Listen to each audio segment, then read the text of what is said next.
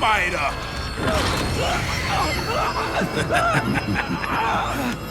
Kraven's gonna have fun with you. With Marvel's Spider-Man 2 launching in just a few weeks, we were lucky enough to be some of the first people in the world to get to play the game at a special event in London. We got to go hands-on with both Spider-Man, Peter Parker and his newfound symbiotic powers, and Miles Morales, who is still fairly new to his tenure as Spider-Man and still finding his feet, but with explosive bioelectric venom powers of his own too.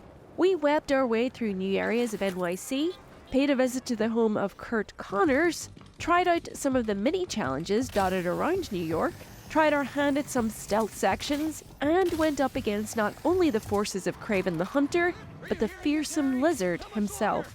After playing, we also talked with senior narrative director Jon Paquette, learning more about how Insomniac went about building on the world and characters they've created for the highly anticipated sequel. Here is everything we found out. Ready for your annual physical?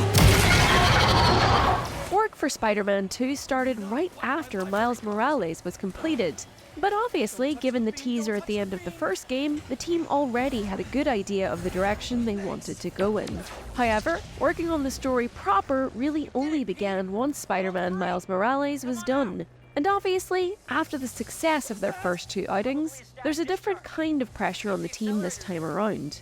With the first game and Miles Morales, Insomniac felt the need to prove itself, prove its respect for the comic book source material, and prove that its version of the characters we all know and love were worthy of inclusion in Marvel's pantheon of Spider-Man. But surely, with two, they could relax a bit? It felt good for a minute, Paquette told us. But then we were like, we have to tell a really good Venom story, because there has been a lot of them. So we were like, how do we tell one of the best Venom stories ever? Obviously, I don't want to pump myself up by saying that we did, but that was the goal. We want to take what's great about the symbiote. What does it bring to the story? To any Venom story, really? And how do we make it affect the characters that we started with? Where are they on their journeys of life? What happens dramatically to all of those relationships when the catalyst of the symbiote comes in? Adding the symbiote to Peter's repertoire obviously changes up your powers, more on that very soon, but it also changes the story too. So, in a development sense, which decision comes first? The powers you want the player to have, or the story that you want to tell? Paquette told us, what comes first is the player experience. What do we want the player to feel? What kind of gauntlet do we want these characters to go through? And so we kind of approach it in that sense, and we're like, wouldn't it be cool if you played this moment? What would it take to build that moment? Well, okay, let's talk. Do we have the budget? Do we have the people to do it? That's the hard part of making games. But in that first idea phase, it's pretty fun. There's a great sense of balance in this game, between familiar elements from the original game and Miles Morales, and new iterations that keep the excitement and the satisfaction of those elements intact, while iterating on them to add fresh new experiences too. Zipping through the city feels just as fantastically freeing as it first did in 2018, and it's been added to here as Peter and Miles now have access to web wings. The breathless thrill of swinging through a skyscraper only to open your wings at the apex of your swing, to then hurtle headlong through the treetops of Central Park, or to propel yourself headlong up a building or down toward incoming traffic, is absolutely wild. And there are two new boroughs to explore, Brooklyn and Queens, as well as show-stopping locations like Coney Island. The web wings also open up new challenges. Talon drones now roam the skies of NYC, and it's only through mastery of your new wings, staying in their slipstream as they weave and dive through the air, that you'll be able to catch these mechanical menaces, download their data, and learn what secrets they're hiding. Other mini-challenges include picking up missing spider bots around the city. Their luminous, brightly coloured energy pulses are pretty hard to miss. They all have a different spider theme too. There's a Spider Armor Mark III bot, but we also tracked down an Into the Spider-Verse themed one during our playthrough. It's a fun little Easter egg hunt through the city, something to do in your downtime between beating up bad guys. Speaking of though, combat is just a whirlwind. It was always a super satisfying rhythm action game, and now It's building on the combat system of the previous titles and being expanded with yet more options. Parry is a new mechanic for both Spider-Man, where incoming, undodgeable, unblockable enemy attacks must be met with specific equal force at the right time so that you don't take damage yourself, and instead push an enemy's attack back against them. Merged with the Symbiote, Peter's new combat style is highly aggressive, filled with tenderly symbiotic blasts, grabs, slams, brutal ground pounds, and angry combos, exhibiting not just an evolution of his fighting style, but narratively how much of a hold the Symbiote has on Peter, that where once he only sought to disarm, now his attacks really mean to hurt. Once a gauge has filled, you can press L3 and R3 to activate a symbiotic surge, where you'll enter an honestly intoxicating series of staggeringly aggressive attacks. Punching, kicking, hurling enemies by their heads, you really feel the corrupting influence of that little bit of extra power, made all the more tangible by the PS5 DualSense controller's haptic feedback and adaptive triggers. Your controller almost seems to actively play the role of the symbiote's power, slowly taking control of Peter, influencing him and you, the player, as it rumbles and surges through your hands. It feels good, even as you see how it's changing the happy and heartfelt Pete we once knew and loved into someone darker, angrier.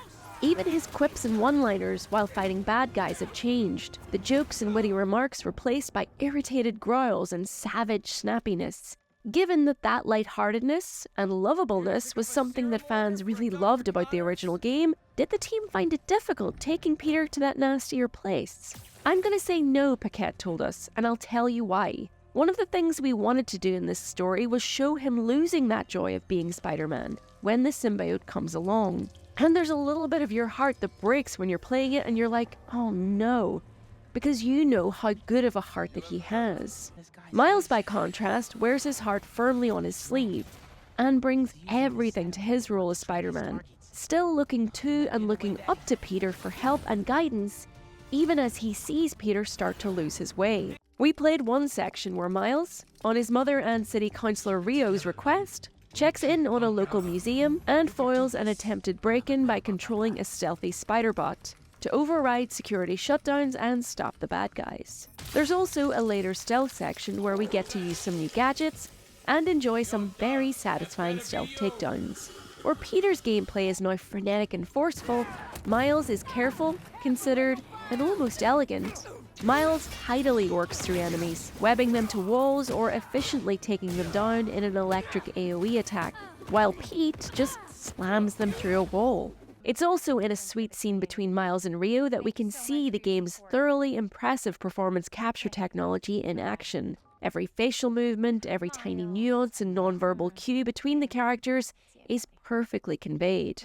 Also returning to the story is Hayley Cooper, an original character from Insomniac's Spider-Man universe and a fan favourite from Spider-Man Miles Morales. She was always planned to be in Spider-Man 2, and one of the new writers on the game, Brittany Morris, took a real liking to Hayley and wanted to take her and make her great. So she has a whole arc plotted out. She and Miles go on a whole journey together. The short conversation we saw them have in our preview was very sweet, and so we cannot wait to see that relationship develop. Busy doing other stuff. And Lee is still out there. Doesn't that bother you? Of course it bothers me. But I'm committed to making this community better. I've got to let go of things that don't serve me and focus on where I want to go, not where I've been. ¿Entiendes lo que te digo? Yeah. But Lee? I can't just let him go.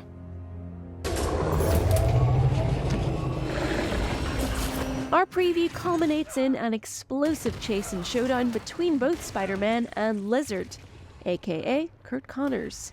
Here, a hulking monstrosity with no control over himself, who Peter in particular is keen to save for the sake of his estranged family. An earlier sequence in our preview saw us visiting Connors' house in an attempt to track him down with a synthesized antidote before Kraven's lackeys arrive on a deadly hunt. And this sequence is a reminder of how even the quieter moments in these games are so well realised and nicely paced. You explore the home, piecing together how Connors has been hurting since his wife and son left. Exposition shown through player exploration, not told through a non-interactable cutscene. After some light detective work and tracking, we eventually come face to snout with the humongous lizard, now roughly the size of a T-Rex. The battle sees brute force pitted against brute force, until the fight spills into the streets of New York, where a chase has you using both your webbing and your wingsuit to keep up as the lizard throws everything at you from land and air, all while Kraven's hunters are giving chase too. In the longer sequence we played, Miles also joins the fight, and you're switching between the two Spider-Men with the help of Genki Lee in the form of a hacked Talon drone, teaming up to try and minimize the damage from all sides. Though it's clear, playing as both Spider-Men, that while Miles wants to help protect innocent bystanders, Peter is only interested in shutting down Connors. Switching between the two and seeing how their goals and worldviews are rapidly diverging, it is clear to see a potential Spidey versus Spidey showdown in their not-too-distant future, particularly as the return of Harry Osborn is also putting something of a strain on their relationship too.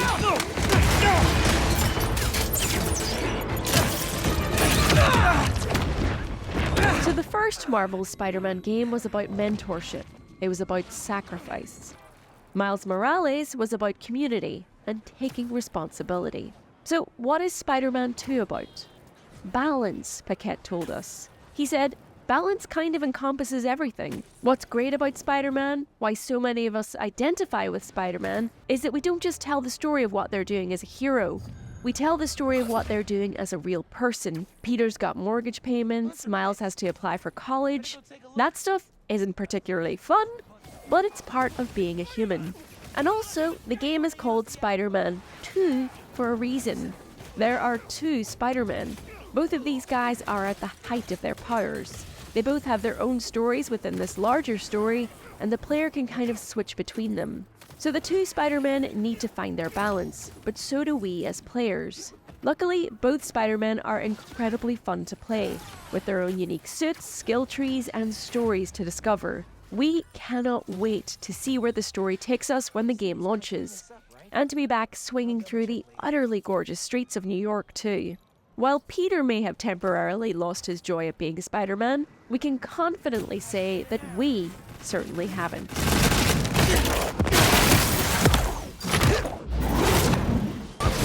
Please do keep an eye on the channel for plenty more Spider-Man 2 content as we get closer to launch. Subscribe if you haven't already, and let us know where you think the story of Spider-Man 2 is going to go. Thanks for watching. Bye!